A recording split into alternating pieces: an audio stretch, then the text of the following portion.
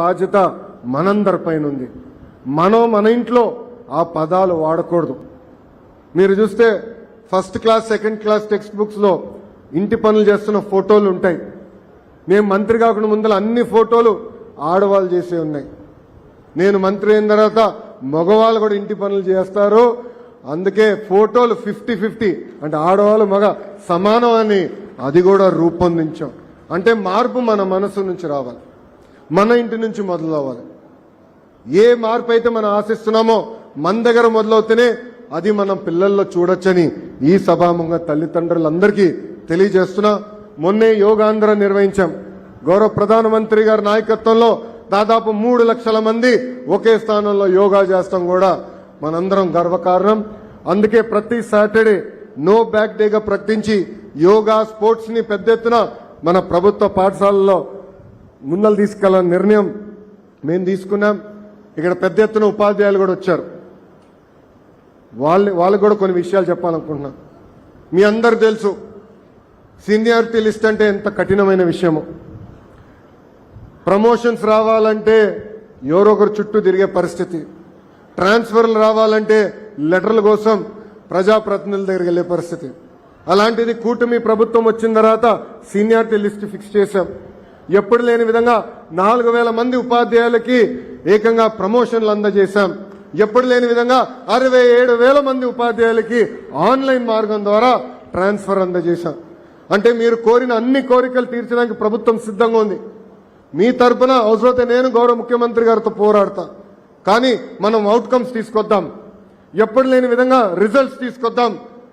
ఎందుకంటే మనం కోరిన కోరికలన్నీ తీర్చడానికి ముఖ్యమంత్రి గారు సిద్ధంగా ఉన్నప్పుడు ఒక కానుకగా మన పిల్లలకి మెరుగైన విద్య అందిద్దాం, అద్భుతమైన ఫలితాలు అందిద్దామని ఈ సభాముఖంగా రాష్ట్ర వ్యాప్తంగా ఉన్న ఉపాధ్యాయులందరినీ నేను కోరుతున్నాం. అమ్మా, ఇంటర్మీడియట్ లో ఉచితంగా పుస్తకాలు అందజేస్తున్నాం. మధ్యాహ్న భోజనం కూడా మేము ప్రారంభించాం. ఇంకా ఏకంగా నీట్ జేఈ ట్రైనింగ్ కి అవసరమైన మెటీరియల్ కూడా ఉచితంగా రాష్ట్ర ప్రభుత్వం మన పిల్లలకి అందజేస్తుందని ఈ సభాముఖంగా తెలుపుకుంటూ, మీరు చూశారు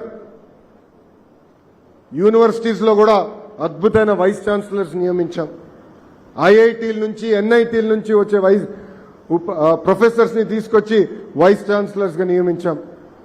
యూనివర్సిటీ కూడా రాజకీయాలకి దూరంగా ఉండాలనే లక్ష్యంతో మన ప్రభుత్వం పనిచేస్తుంది.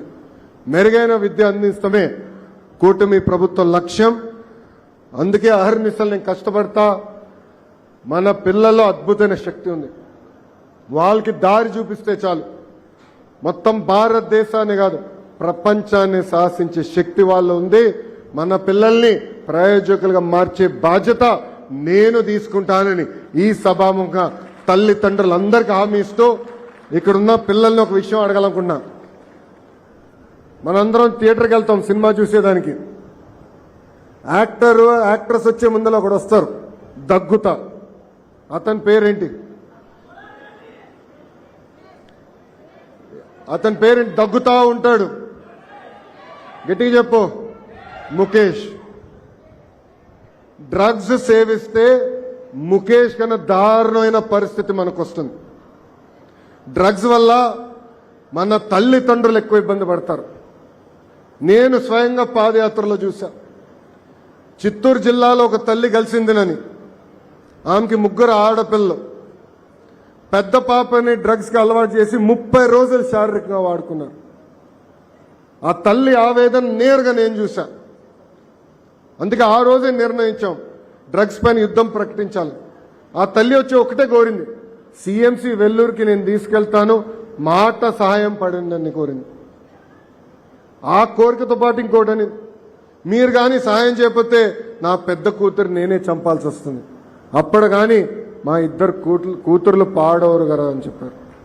అందుకే మనం ఒక్క సెకండ్ పొరపాటు చేస్తే మన తల్లిదండ్రులు ఎంత ఇబ్బంది పడతారో ఇక్కడ ఉన్న పిల్లలందరూ గుర్తుపెట్టుకోవాలని సభాముఖంగా తెలుపుకుంటూ, అందుకే డ్రగ్స్ వద్దు బ్రో, డోంట్ బి ముఖేష్ అని ఈ సభాముఖంగా మీ అందరు తెలుపుకుంటూ, నాకింత అద్భుతమైన అవకాశం ఇచ్చిన తల్లిదండ్రులందరికీ పేరు పేరున నా హృదయపూర్వక నమస్కారాలు తెలుపుకుంటూ మీ అందరి దగ్గర నుంచి సెలవు తీసుకుంటున్నా. మొన్న మనం చూసాం పహల్గాంలో ఉగ్రవాద దాడుల్లో భారతీయులు చనిపోయారు. గౌరవ ప్రధానమంత్రి గారి నాయకత్వంలో ఆపరేషన్ సింధూరు చేశాం. మన జిల్లాకి చెందిన ఒక జవాన్ మురళీ నాయక్ అతని జీవితం దేశం కోసం పోగొట్టుకుంటాం జరిగింది. ఆనాడు నుంచి నేను నిర్ణయించుకున్నా, ఏ కార్యక్రమానికైనా వెళ్ళినా మనం వందే మాత్రం చెప్పాల్సిన అవసరం ఉందని.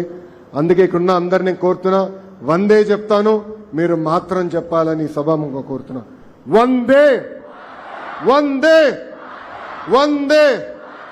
జై హింద్, జై హింద్, జై హింద్. అందరికి నమస్కారం.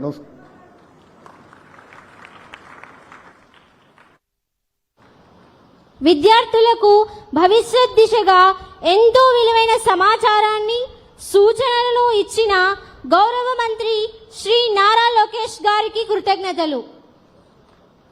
ఇప్పుడు మన రాష్ట్ర అభివృద్ధి